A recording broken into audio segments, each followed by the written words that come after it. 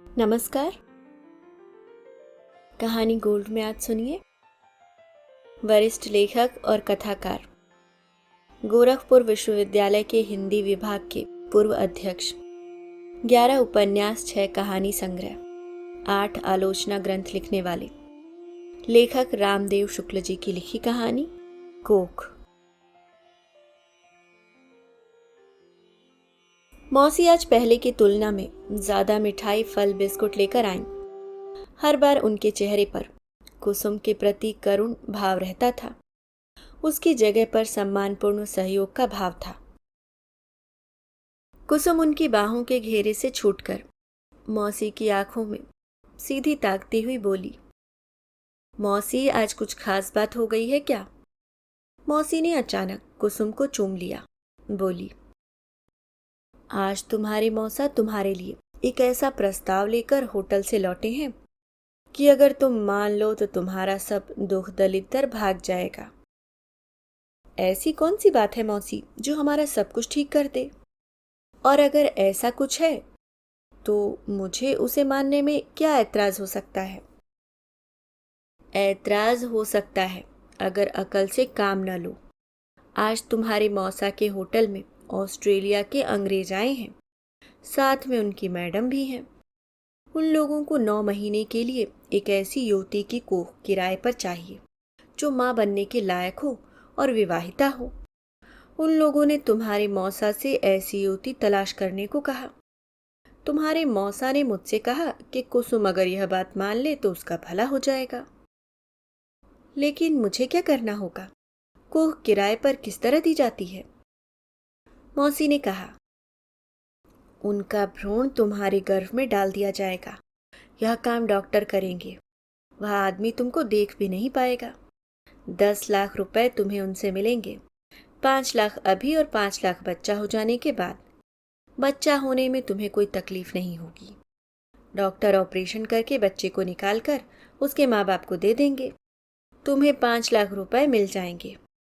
इन 9 महीनों में तुम्हारा सारा खर्च वे लोग उठाएंगे। तुम्हें या बच्चे को रोग दोग होगा उसका खर्च भी वे ही करेंगे। बच्चा हो जाने के बाद 8-10 दिन में तुम घर जा सकोगी। 10 लाख रुपयों से दर्शन कोई रोजगार कर लेंगे। उनका नौकरी के लिए दर दर भटकना छूट जाएगा। तुम आज रात अपने पति से बात कर लो। मैं कल दोपहर में आऊंगी। नहीं तैयार होगी तो किसी और को खोज लेंगे। कहकर मौसी लौट गई। मौसी की एक एक बात को कुसुम उलट पलट कर देखने, समझने, गुनने मथने लगी। कभी गुदगुदी होती तो कभी लाज लगती। आन मरद के बेटा की महतारी, सुनते कैसा तो घिनौना लग रहा है, लेकिन फायदा कितना है? 10 रुपया नहीं कमाने वाले को 10 लाख मिल जाएंगे। उस रुपए से मिलने वाले सुख के सपनों के सतरंगी पंखों पर उड़ती रही कुसुम। पता ही नहीं चला दिन कब बीत गया, कब सांझ हो गई और कब दर्शन आकर उसके सामने भूखे प्यासे खड़े हो गए। उनके चेहरे पर उगा था कि आज का इंटरव्यू भी व्यर्थ हुआ। कुसुम दौड़कर मिठाई पानी ले आई। दर्शन ने हाथ मुंह धोकर मिठाई खाकर पानी पिया। तब तक चाय, बिस्कुट, नमकीन लेकर कुसुम हाजिर हो गई। चाय पीते हुए दर्शन कुसुम को निहारते रहे।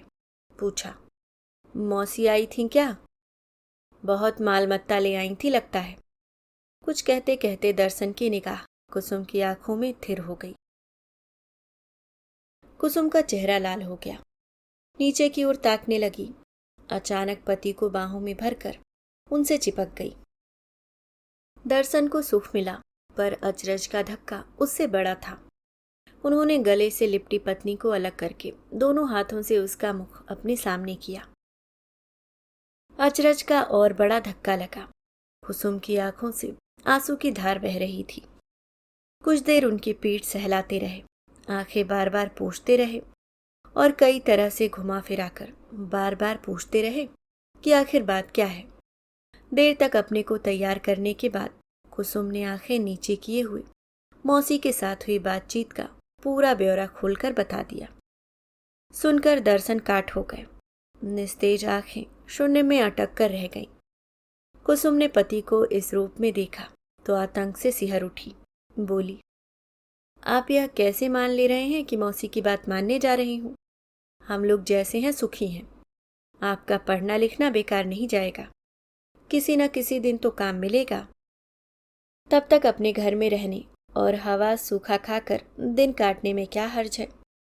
आप ही के साथ पढ़ने वाले कितने ऐसे हैं जो कूली कबाड़ी का काम कर पेट भर रहे हैं, बम्बई पंजाब में खट रहे हैं। आप उनसे कितने अलग हैं? आपको न दुखी होने की ज़रूरत है और न निराश हताश होने की। मैं खाना बनाकर ला रही हूँ। कुसुम अंदर चली गई। दर्शन उठकर कमरे में टहलने लगे, चक्कर पर चक्कर, जैसे कोल्हू का बैल घूमता है। उसकी आंखों पर काली पट्टी लगी होती है, शायद इसलिए कि एक ही ओर घूमते रहने से चक्कर ना आ जाए और वह चलता रहे। दर्शन चलते जा रहे थे, चक्कर पर चक्कर, दिमाग सुन्न। न अच्छा लग रहा था न बुरा। कोई विचार जीवित था ही नहीं, बस पैर चलते जा रहे थे। कुसुम रोटी चोखा और चटनी बनाकर ले आई। उसे देखकर दर्शन के पांव ठहरे और दिमाग का गांठपन टूटा।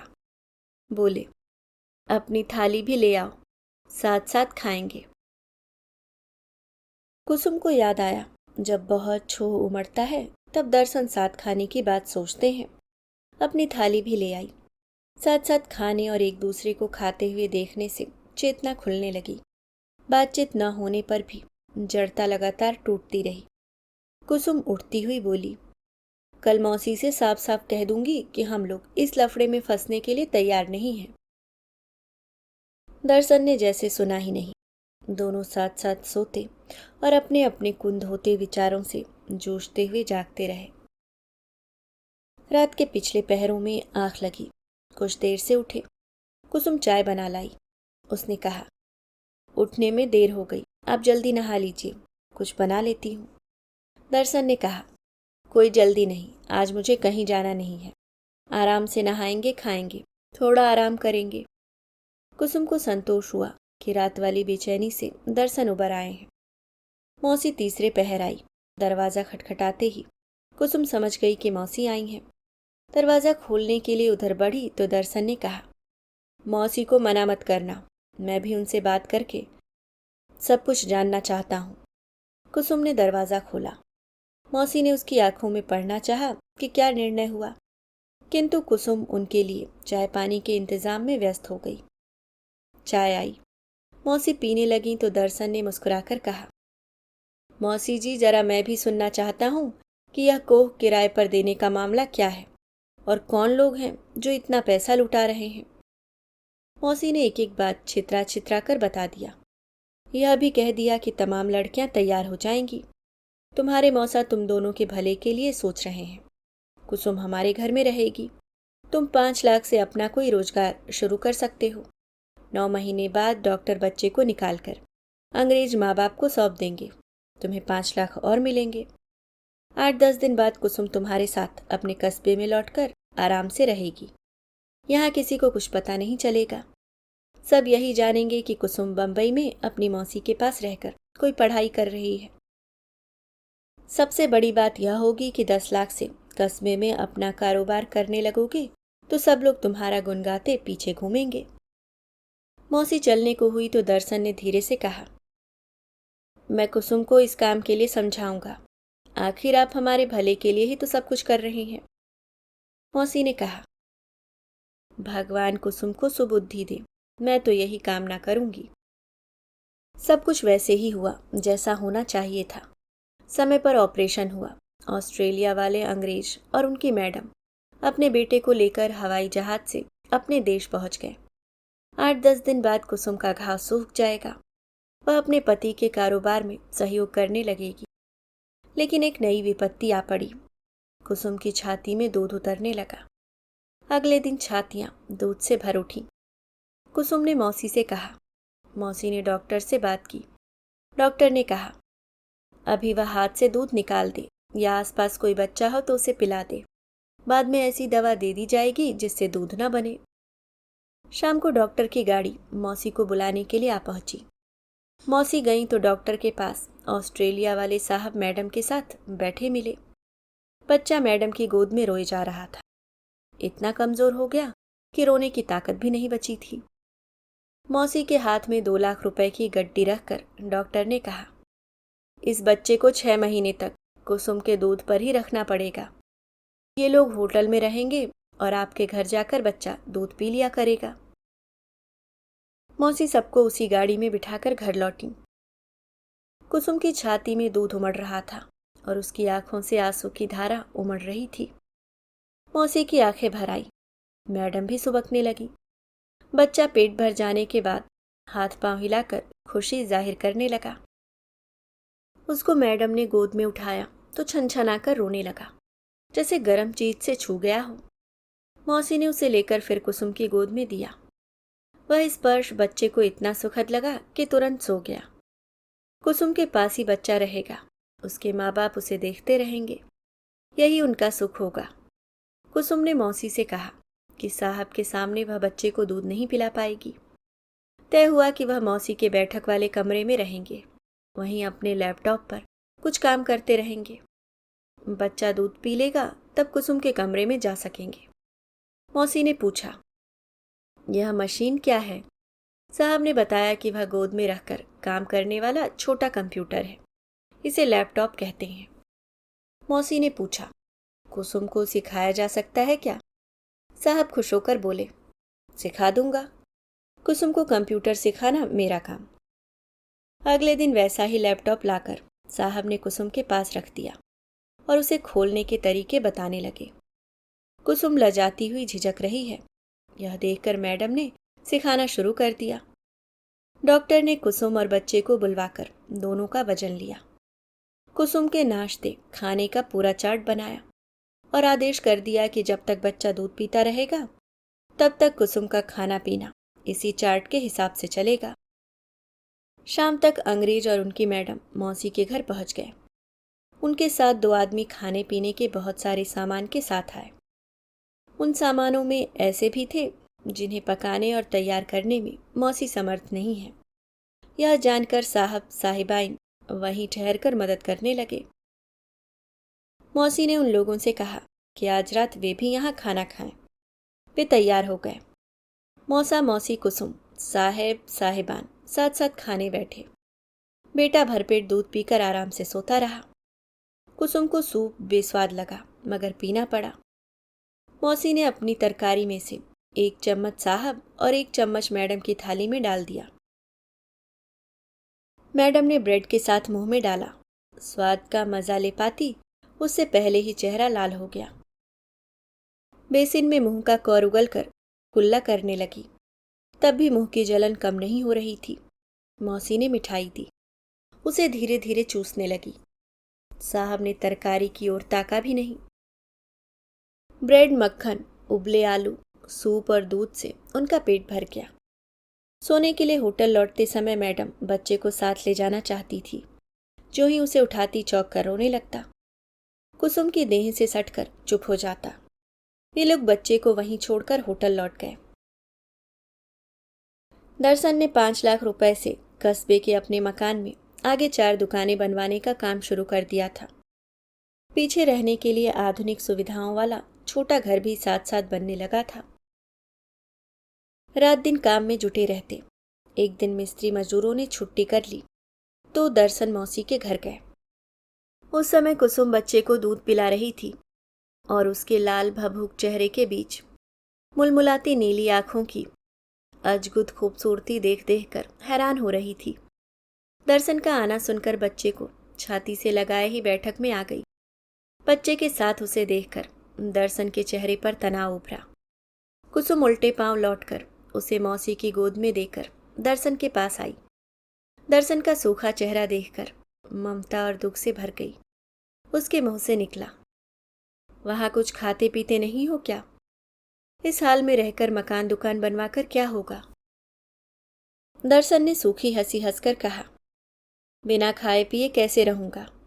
यह जरूर है कि तुम्हारे हाथ का खाना अब कैसे मिलेगा? कुसुम छलकती आंखों से किचन में घुस गई। मक्खन, ब्रेड, मिठाई, नमकीन लाकर दर्शन के पास बैठी।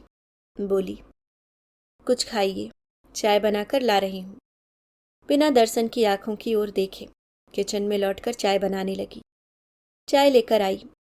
दर्शन ने कहा, अपनी भी ले आओ। कुसुम उठी, अपने लिए दूध में हॉर्लिक्स बनाकर ले आई। देखकर दर्शन ने पूछा, चाय नहीं पीती?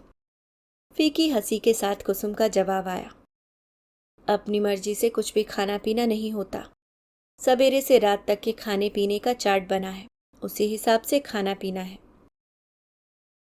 बच्चे का रोना सुनकर भीतर गई, उसे थपक कर सुलाया। सो गया तो उसके लिए कैसी तो ममता उमड़ी। मन हुआ उठाकर दर्शन को दिखाऊं कि मेरी कोख से कैसी अजनबी सूरत शक्ल का बच्चा जन्मा है।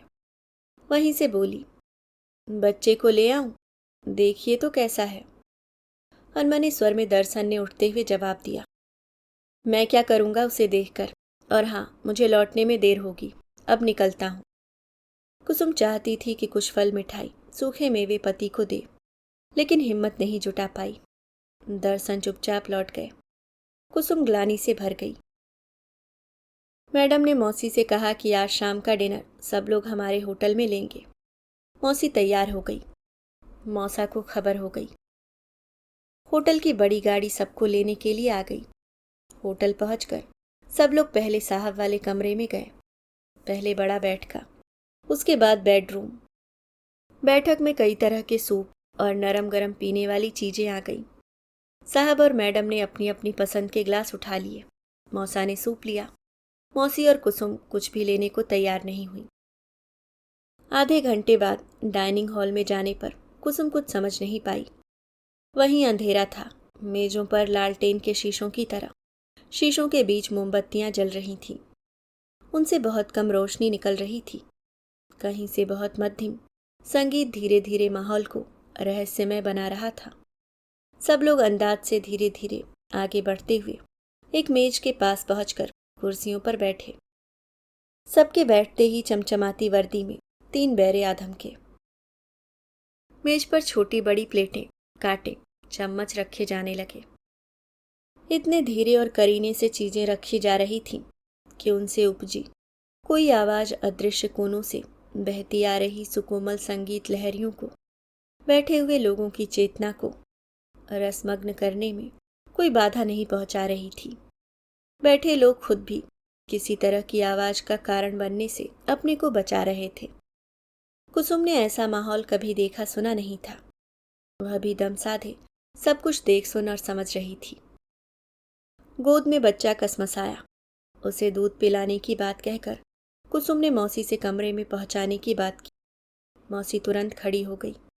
मौसा भी उठे। अंग्रेज साहब ने मौसा को इशारे से बरसते हुए कहा, मैं इन दोनों को कमरे में पहुंचा आता हूं। वे आगे उस अंधेरे हॉल में रास्ता टटोलते बढ़े। उनके पीछे मौसी, मौसी के पीछे गोद में बच्चा संभालती कुसुम। कई बार लगता कि वह मेज कुर्सियों से टकरा जाएगी। बचती संभलती हॉल से बाहर आई। वहां तो रोशनी की बाढ़ ही थी। कमरे में पहुंचकर कुसुम ने मौसी से कहा, इन्हें वापस भेजो तो बच्चे को दूध पिलाऊं। मौसी ने अदब के साथ साहब को समझाया, आप तो जानते ही हैं, किसी मर्द के सामने बच्चे को अपना दूध पिलाने में हिंदुस्तानी औरतें लजाती हैं। साहब तमक कर बोले, ऑफिस में काम करने वाली औरतें खुलेआम छाती खोलकर बच्चे के मुंह में लगाती हैं। उनकी फोटो अखबारों में छपती हैं। भारत सरकार चाहती है कि हर औरत ऐसा करे। कुसुम ने दृढ़ता के साथ एक शब्द पर जोर देते हुए कहा, वे सब लाखों रुपए लेकर उस तरह के विज्ञापन तैयार करती हैं, और चाहे जो भी हो, आपको मेरी देह की ओर ताकने की हिम्मत नहीं करनी चाहिए। बच्चा तेजी से बढ़ने लगा। 6वें महीने तक आते आते उसकी मुस्कान, उसकी किलकारियां सबको मुग्ध करने लगी। मेम साहब एक गोल गोल घूमने वाली गाड़ी खरीद लाईं। गाड़ी क्या थी? एक गोल स्टूल जैसी प्लास्टिक की बनी। नीचे छोटे छोटे पहिए लगे, बीच में कपड़े की पहिया लगी हुई। बच्चे को बीच में खड़ा करके किनारे उसके दोनों हाथों में पकड़ा दिए जाते। बच्चा 1-2 कदम चलने की कोशिश करता। गाड़ी घूमने लगती। बच्चा बैठ जाता उन्हीं पहियों पर। 2-4 मिनट बाद उसे पहले की तरह खड़ा कर दिया जाता। डगमगाते कदम आगे पीछे पड़ते। बच्चा साधने की कोशिश करता। कोई उसे सहारा देता। वह फिर कोशिश करता। सब लोग गाड़ी के चारों ओर झुककर बच्चे का हौसला बढ़ाते।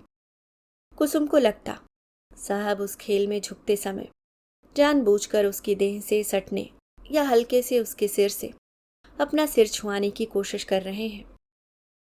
वह बिना कुछ बोले अपने को समेट लेती, अपने को समझा लेती कि यह उसका भ्रम हो सकता है, अपने आप ऐसा हो गया होगा। बच्चा कई कदम गाड़ी में गोल गोल घूम गया। सब ताली बजाकर उसे और चलने को ललकारने लगे। वह हंसता हुआ बच्चा बैठने ही वाला था कि कुसुम उसे थामने के लिए लपकी। मेम कुछ कदम अलग खड़ी थी। मौसी से उन्होंने कुछ कहा। तब तक बच्चे के ऊपर झुकी कुसुम साहब को झुकते देख पीछे हटी।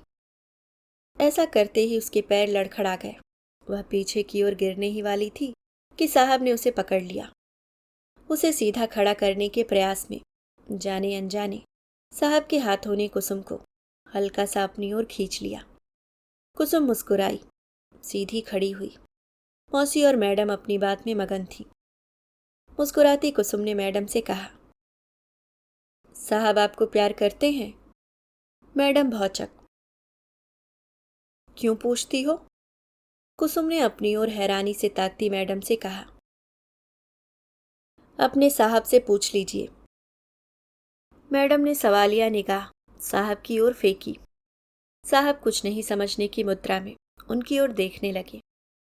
कुसुम ने मैडम से कहा, आप लोगों ने मेरी कोख खरीदी, आपका काम पूरा हुआ। मेरी देह मेरे पति की है। यह कहकर वह दरवाजे की तरफ बढ़ गई। अभी आप सुन रहे थे रामदेव शुक्ल जी की लिखी कहानी कोख।